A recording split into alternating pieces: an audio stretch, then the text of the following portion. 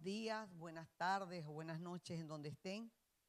Damos inicio el día de hoy alabando y glorificando al Rey, agradecidos por una oportunidad más que nos da de estar aquí, escuchando de su palabra, de lo que Él quiera decirnos en el día de hoy. Voy a leer una parte del Salmo 92. Dice: bueno es alabarte, oh Jehová, y cantar salmos a tu nombre, oh Altísimo. Anunciar por la mañana tu misericordia y tu fidelidad cada noche, en el decacordio, en el salterio, en tono suave con el arpa. Por cuanto me has alegrado, oh Jehová, con tus obras, en las obras de tus manos me gozo. Padre, en el nombre poderoso de Jesús, venimos ante ti, oh Dios, a darte honor, gloria, alabanza, a poner, oh Dios mío, esta palabra, este servicio en tus manos, Señor, a darte gracias, Dios, por tu cuidado, por velar nuestro sueño, por permitirnos un día más de vida, Señor. Yo declaro tu bendición sobre cada hogar, sobre cada vida, Señor, que está allí mirando, que la palabra le va a ser ministrada, en el nombre poderoso de Jesús. Amén y amén. Hoy vamos a tener la palabra, la exposición de la palabra como título Equilibrio. Si alguien vio la publicidad, pues veíamos allí a un hombre con una vara caminando sobre una cuerda. Esa es la idea que nos damos todos cuando escuchamos esta palabra equilibrio. Ver un hombre que está tratando de pasar sin caerse, pues pasar y no caer al vacío. Pero en el plano espiritual, Jesús era la persona más equilibrada que haya conocido el mundo. Por eso Él es nuestro guía, nuestro Mesías, nuestro maestro. Entonces Él vino para eso, para mostrarnos cómo manejar el difícil equilibrio entre el trabajo y la adoración. Porque fuimos creados para adorar, pero desde el huerto del Edén Él le dio un trabajo a Adán y le dijo, ponle nombre. Después que vino, trabaja el huerto. Entonces, después que vino el pecado, comenzó con el sudor de la frente, pero siempre el hombre tiene un trabajo. Pero Él quiere equilibrarnos entre lo que hacemos y lo que somos. ¿Ves? Vamos a ver en Lucas 10. Aquí hay una palabra en donde a Jesús se le confronta que un intérprete de la ley, pero Jesús conocía el corazón.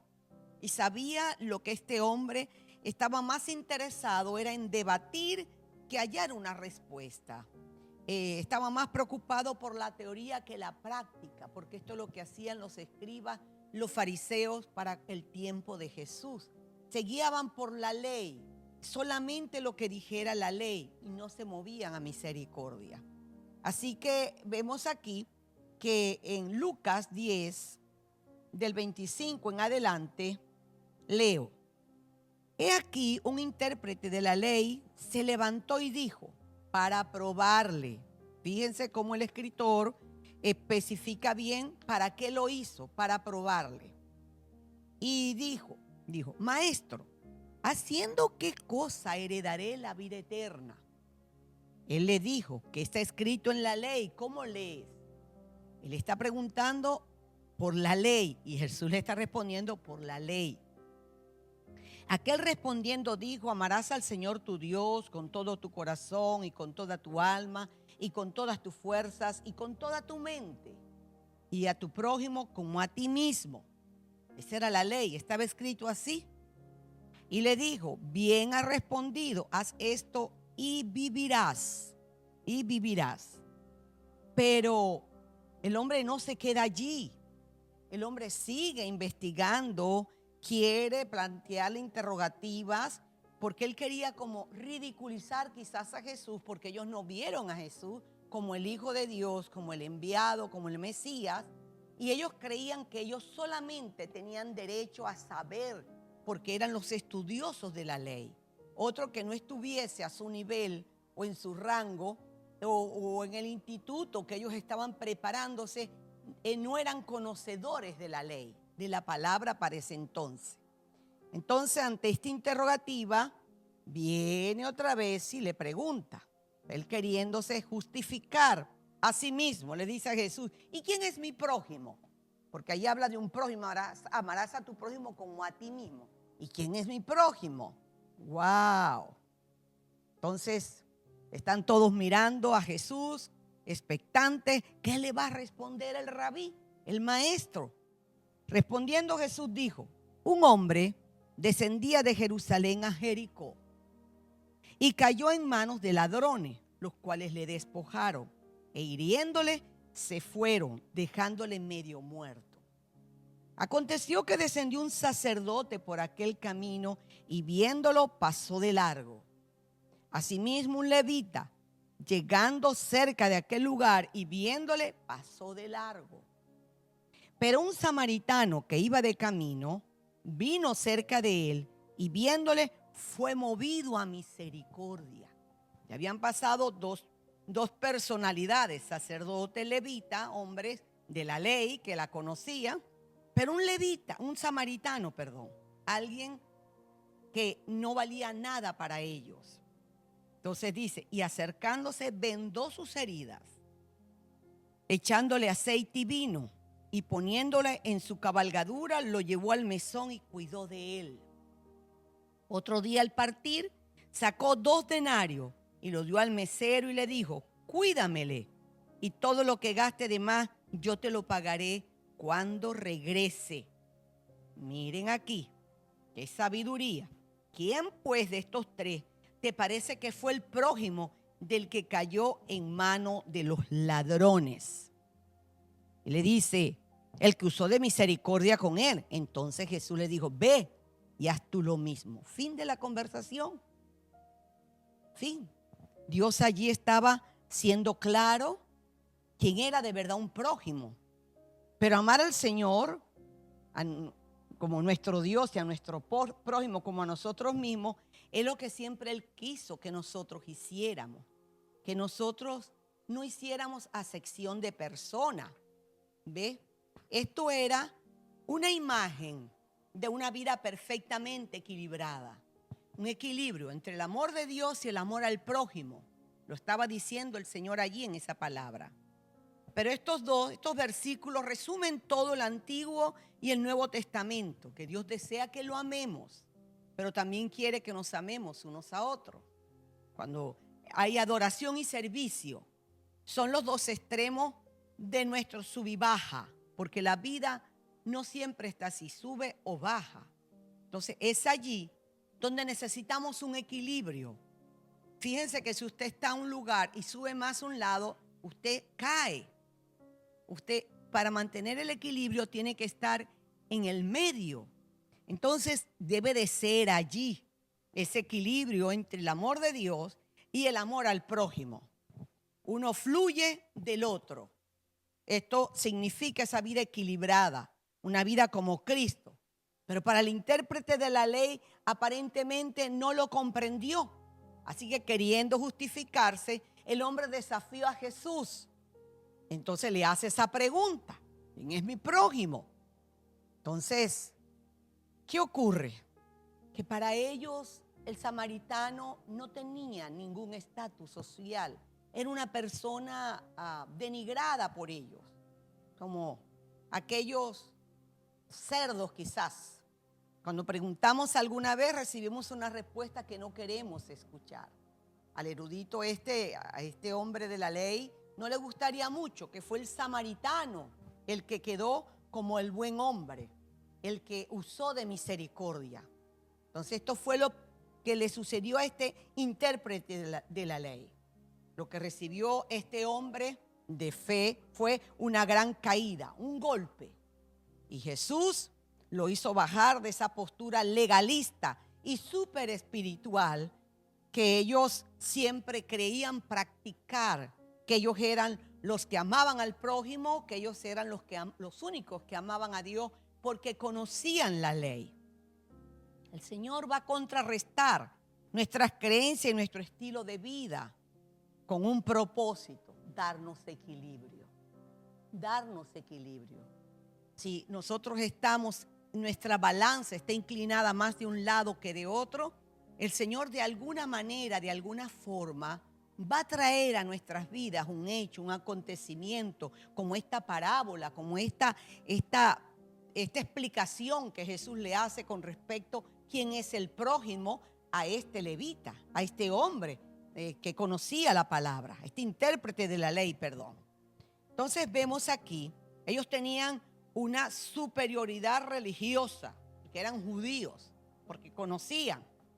Ellos trataban de desmantelar todo lo que habían utilizado y trataban siempre de que ellos eran los superiores, los otros eran inferiores. Vemos allí, entonces, como nos dice el relato, del 30 al 37, explica que fue un samaritano el que se movió a misericordia, que descendió. Pero vamos a ver qué era un sacerdote. ¿Quién era un sacerdote para la época de Jesús? Un sacerdote era un hombre santificado, llamado por Dios para ese cargo. El sacerdocio venía de Aarón. Y este personaje era entre una de las leyes que tenían establecido los sacerdotes, eran que no podían contaminarse con sangre de algún muerto, a no ser que fuese un familiar, un pariente muy cercano. Por eso el sacerdote lo ve y no se mueve a misericordia por cumplir la ley, porque la ley le decía que no podía tocar un cuerpo con sangre de alguien que no conocía, que no era un familiar. Veamos los levitas. El levita, ellos venían de la tribu de Leví, por eso traen este nombre, pero ellos ayudaban a los sacerdotes en las labores del templo. Y como ayudaban a los sacerdotes, ellos también guardaban esa ley. Tampoco podían acercarse a un hombre herido que tenía sangre, porque no era un familiar. Entonces, tanto el sacerdote como el levita nos hace ver Jesús que ellos obedecían la ley, pero no usaban de misericordia. En cambio, un samaritano, era inusual que el samaritano caminara por donde iban los levitas y los sacerdotes, pero el Señor lo utiliza allí, pero ellos eran tratados con hostilidad y con menosprecio por los judíos y por otros viajeros. Eran personas para ellos que no valían, que tenían un valor menor, bien sea venía entre ellos un pleito de hacía mucho tiempo, una enemistad. Entonces, pero el héroe de esta historia de Jesús no fue Moisés, ni fue Elías, ni fue ningún hecho que hizo descender fuego del cielo, que abrió el mar. No. Era un simple samaritano, un simple despreciado mestizo samaritano que vivían en el norte. Y Jesús no se detuvo allí. No solo glorificó al samaritano llamándolo bueno, sino también hizo una comparación bastante poco generosa entre este hombre y la hipocresía de los judíos que habían pasado de largo ante un hombre herido y sangrante. Justamente cuando iban hacia Jerusalén al templo, ellos pasaron por allí porque era el camino de ir al templo. A lo mejor este hombre también iba al templo y fue asaltado y quedó herido, quedó malherido. Entonces, este intérprete de la ley probablemente su estómago se retorció porque estaba escuchando todos los que estaban allí y estaban como denigrando a los sacerdotes y a los levitas. Pero Jesús le había dado en el blanco. Les había pisado los callos, como pudiéramos decir. Algunas personas, las sandalias o el calzado de Cristo no le queda bien, no es suficiente. Entonces hay que equilibrar nuestras vidas. Era precisamente lo que Jesús nos llama a hacer. Tener ese equilibrio. Amar al Señor tu Dios. Claro que sí, pero amar a tu prójimo como a ti mismo. Porque nadie que se ama se hace daño.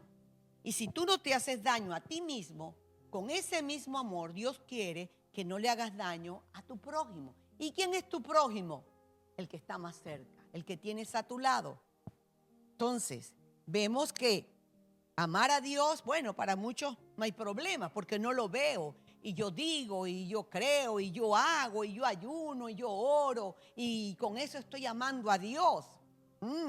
Somos muy a veces cuando hablamos espiritualmente, pero hay más que solo adoración. En esta vida cristiana debe ser equilibrada. Amar a las personas. Muchos decimos, sí, yo los amo, como quizás ese sacerdote pudo decir, bueno, yo te amo, pero la ley me impide tocarte. El levita diría lo mismo, bueno, yo te amo, pero la ley me impide tocarte. Entonces ellos fueron más precisos con la ley que con el mandamiento, porque ese era un mandamiento. Entonces quizás hay muchos que les gusta, les agrada servir a otro, pero hay otros que solo el servicio en esta vida cristiana equilibrada nos indica que dejemos nuestra falsedad religiosa y cumplamos la dura pero satisfactoria equilibrio cristiano. Porque en la iglesia somos muy espirituales, adorando, alabando, glorificando, pero cuando alguien se te acerca, quizás lo ves con desprecio, quizás lo tomas en menos, quizás dices, no, esto no es de Dios, esto lo envió el enemigo para hacerme tropezar y caer. Tenemos que tener cuidado, mucho cuidado. Entonces, debemos colaborar con el Señor con este proceso para nuestra santificación. El Señor ya nos salvó. Pero ¿cómo ayudo yo al Señor, si eres Dios, en este proceso para yo santificarme? Obedeciéndole y haciendo su voluntad, no haciendo acepción de personas. Y de verdad, si alguien me necesita, no mirar, él me hizo daño, él habló de mí. No, aprendamos a perdonar, porque al yo perdonar estoy amando. Aprendamos también que hoy está él, pero mañana puede ser tú. No lo sabemos. A lo mejor el Señor te pone en una situación igual o diferente o peor para que tú puedas escarmentar y puedas equilibrar tu vida desordenada y vacía.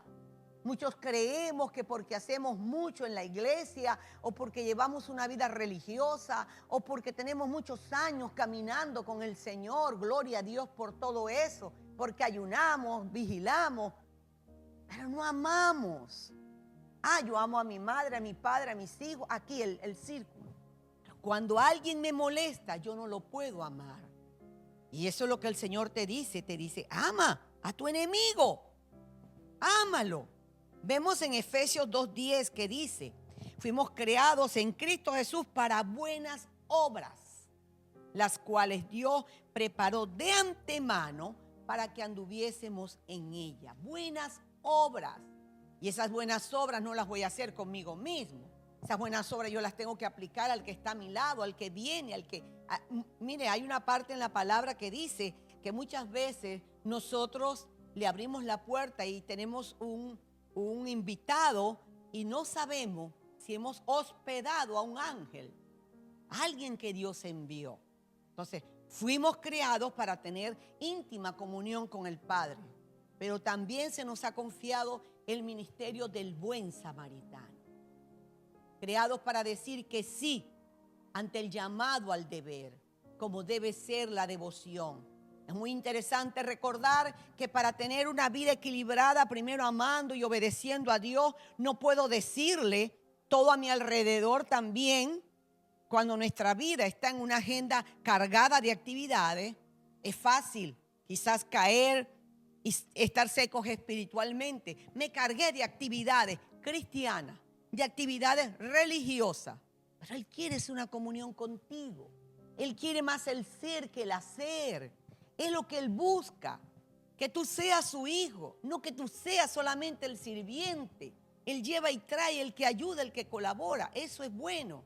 Pero Él desea y anhela es la comunión contigo. Es en donde allí, en esa comunión, que se va a alimentar el amor al Padre. Que yo lo voy a conocer tal como es. Y Él ya me conoce, pero yo debo conocerlo a Él también. Aunque podemos escuchar la voz de Dios por encima de las actividades, quiero hacer una reflexión en esto. Nosotros también necesitamos aprender a decir que no. Que no. Por allí dice no todo lo que brilla es oro. Cuando nosotros, no, yo amo al prójimo y yo voy a cuidarle los hijos a la vecina, está bien. Eso puede ser una demostración de amor al prójimo. Pero tu vecina de verdad necesita que le cuiden los hijos. O ella lo que se va es de compras a un salón de belleza o a sinvergüenciar, como algunos decimos. Lo debes hacer cuando la vecina de verdad tenga y necesite tu ayuda, porque ya tú tienes tu carga, ya tú tienes tus responsabilidades. Entonces a veces el enemigo, sabiendo que debemos de amar al prójimo, nos quiere cargar. Mire, yo leí en un libro acerca de que Dios le da una carretilla a un hombre y le coloca 3 piedras y le dice, llévame esta carretilla a la cima de esa montaña. Dios sabía que el hombre podía con ese peso y el hombre, claro que sí, yo lo hago, yo voy. Y arranca con la carretilla y las 3 piedras. Pero al pasar por el primer pueblo, un hombre dice, oye, varón, hermano de Dios, hijo de Dios altísimo, y lo saluda con aquella oración, aquel saludo un poco religioso. ¿Tú a dónde vas? No, Dios me envió a llevar estas piedras a la cima. Oye, esta es la respuesta a mi oración. Estaba orando, ayunando, que viniera, que un ángel, que alguien viniera para llevarme esta piedra allá a la cima, porque estoy muy ocupado y no lo puedo hacer. El hombre, creyendo que estaba amando al prójimo y eso le agradaba a Dios, le dice, sí, ok, móntala. La carretilla se empezó a poner un poco más pesada. Pasa por otro pueblo y consigue a otro hombre con la misma actitud, que no podía ir a la cima y era solo una bolsa de piedrecitas, era algo insignificante, casi sin peso, y lo colocó en la carretilla. Ya cuando el hombre va a llegar casi a la cima, tira la carretilla y se enoja con Dios y viene y le dice, ¿por qué tú me das esta carga tan pesada que yo no puedo llevar? La carretilla se me va de lado, ya yo no puedo llegar a la cima con este peso que tú me has entregado, Dios. ¿Cómo quieres o pretendes que yo lo haga si tú sabes que yo no puedo llevar tanto peso? Dios lo escucha. Le dice, a ver, varón, ¿qué pasa? Bueno, que esta carretilla me le metiste muchas piedras. Y él mira y le dice, no, yo no te metí muchas piedras, yo solo te metí 3 piedras. Esta piedra la llevas de más y la sacó. Esta bolsa de piedrecitas la lleva de más y la sacó. Esta es la medida que tú puedes llevar en tus hombros para llegar a la cima. Y en esa medida tú me amas y me vas a obedecer. Bueno, pero es que yo lo hice porque yo amo al prójimo y yo lo quería ayudar. Le dijo, no, no, no, no. Porque a esos que tenían que llevar una sola piedra y una bolsita de piedras a la cima, fueron flojos, desobedientes y se la querían dar de vivos, como decimos nosotros en nuestro popular lenguaje castellano o español. Ellos tenían que llevar, cada uno va a llevar su propia carga. Entonces muchas veces ocurre eso, que yo creyendo que amo al prójimo, tomo la carga del prójimo que no me pertenece, algo que es de él. Por eso debe haber un equilibrio. Por eso tenemos que orar. Cuando a mí alguien me pide un favor, cualquiera que sea la índole, yo debo de primero consultar a Dios. Si este hombre consulta a Dios, Dios, Señor, ¿es tu voluntad que yo lleve una piedra más a la carretilla? ¿Es su voluntad que yo anexe también una bolsa de piedritas más a la carretilla? Y muchas veces creemos que es una bolsita insignificante, pero termina siendo una carga pesada, porque ya tú mismo llevas tus cargas, ya tú mismo llevas la encomienda, la labor, el trabajo que Dios te asignó. Entonces tenemos que tener y buscar sabiduría para tener ese equilibrio, ¿ves? Y poder tener ese equilibrio perfecto, por decirlo así. Dios sabe que somos individuales, que cada quien lleva una carga diferente. Cuando Él repartió los talentos, lo hizo de acuerdo a la capacidad de cada uno. ¿Por qué le dio a uno y a otro le dio más? Porque ese nada más podía llevar uno y ni siquiera uno lo llevó. porque lo enterró. Entonces Dios sabe y conoce cada vida, cada corazón. Yo no puedo saltarme a la voluntad de Dios. Yo no puedo querer ser mejor o más bueno que Dios. Si tú estás llevando una carga que Dios no te ha entregado, eso está en vano para Él. Debemos de anticipar, de planificar, de organizar, de ordenar los eventos, lo que yo voy a hacer, cómo lo voy a hacer, qué voy a hacer, qué quiere Dios que haga. Nuestra vida debe ser dinámica, una vida no estática, pero el dinamismo no es hacerle los mandados, como muchos decimos, a todos.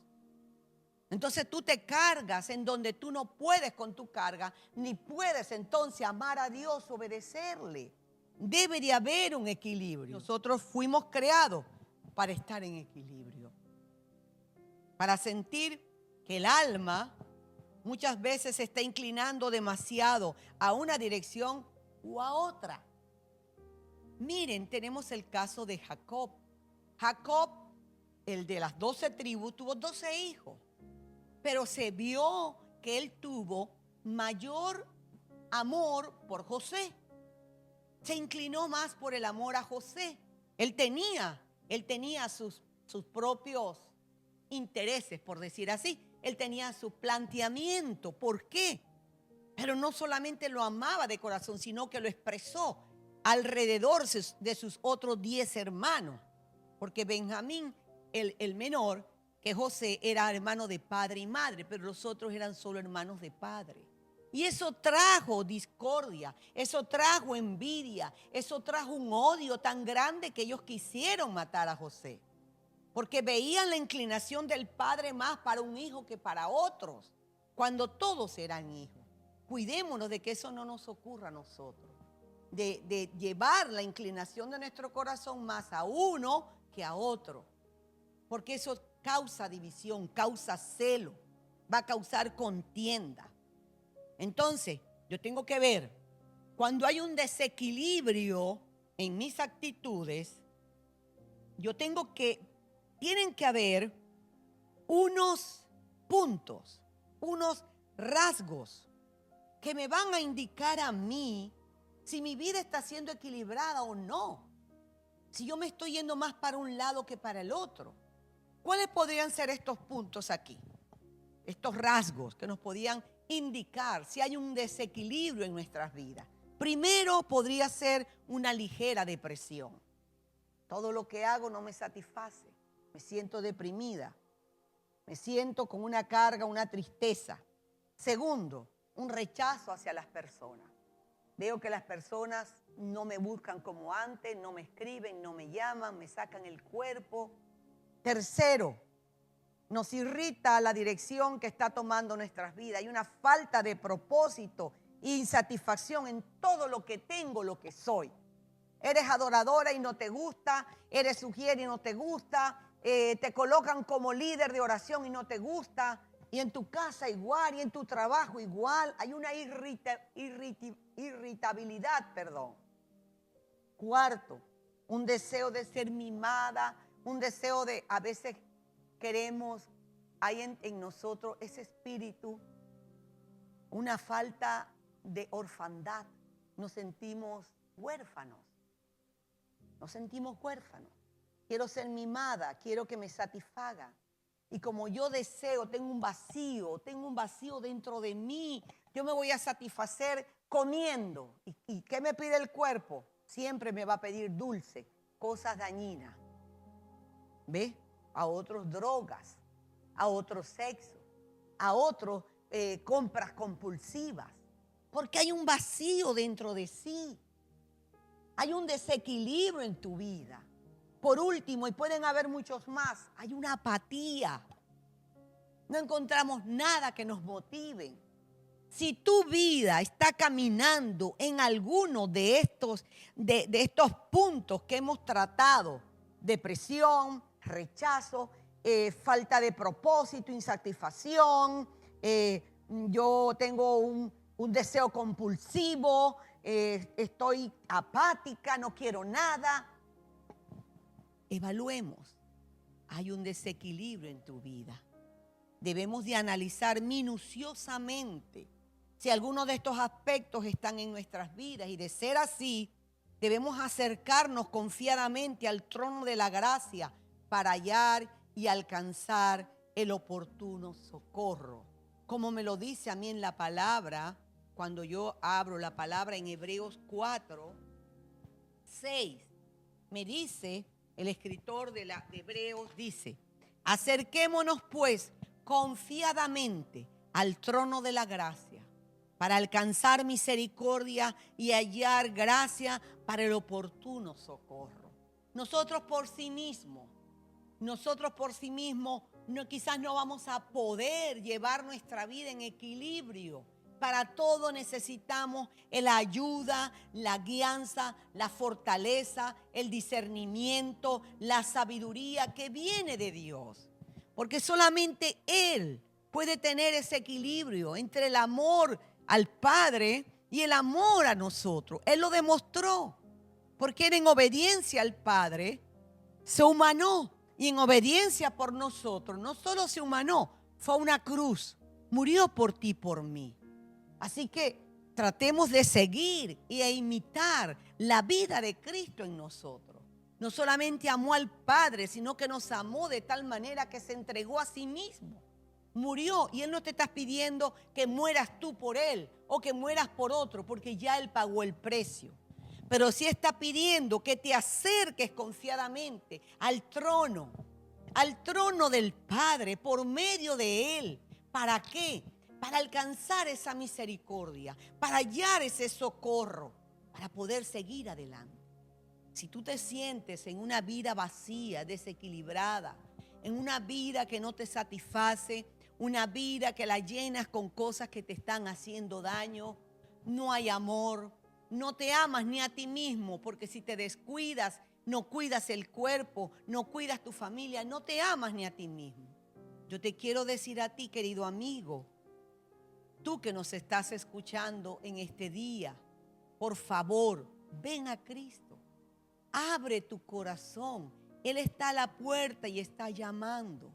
Abre la puerta de tu corazón y dile: Señor, te necesito. Yo solo no puedo superar esto. Yo solo no puedo equilibrar mi vida. Mi vida va a un vacío. Mi vida va a un derrumbe. Mi vida va a aniquilar, a morir. Pues Él está a la puerta. Él puede extender su mano poderosa y rescatarte. Él te saca del lodo cenagoso. Él desata las ataduras del pecado. Él quita la ceguera espiritual. Solamente Él lo puede hacer. Por eso yo te digo a ti, querido, te lo vuelvo a repetir en Hebreos 4:16. Acerquémonos. O sea, Él está allí, Él sabe y conoce tu condición. Pero Él nos manda a acercarnos porque Él nos dio una libertad para escoger. Decimos que es un libre albedrío. Así que tú tienes que tener libertad y acercarte a Él, porque Él no quiere nada impuesto, que sea de ti. Pero acerquémonos, y no solamente que nos acerquemos, sino confiados de que en ese trono de la gracia yo voy a alcanzar esa misericordia y voy a hallar ese socorro que yo estoy necesitando. Cristo está allí a la puerta. Él tiene su mano extendida. Yo quiero orar por ti en este momento. Padre, en el nombre poderoso de Jesús, venimos, Dios, a clamar en el nombre de Jesús que esta persona que esté escuchando, que sin saber, oh Dios mío, su vida está desequilibrada, su vida va a un vacío, su vida va ya, Dios mío, a la ruina, al olvido, a la pérdida, y no tiene interés. Sé tú poniendo en él el querer como el hacer. Sé tú tocándole con la presencia de tu Espíritu Santo para que pueda abrir sus ojos. Quita la ceguera espiritual, quita la venda de los ojos y pueda mirarte a ti y mirar el trono tuyo y acercarse a ti y poder llegar y alcanzar lo que tú pagaste en el precio, allá en la cruz. Lo pagaste con un precio de sangre. Padre, yo oro por esas vidas. Yo oro por cada familia, por cada hogar, por cada persona, Señor, que de alguna manera irá a escucharnos y esta palabra pueda abrir sus ojos, Señor. Y no solamente abrir sus ojos, sino poder enmendar su vida y buscar el amor de Dios. Y a medida que te amamos a ti, amaremos al prójimo. Padre, en el nombre poderoso de Jesús, yo bendigo cada familia, yo bendigo cada hogar, cada vida que nos está escuchando, Padre, en el nombre poderoso de Jesús. Amén y amén. ¿Qué tiene tu espíritu? Que cuando me tocas me haces temblar.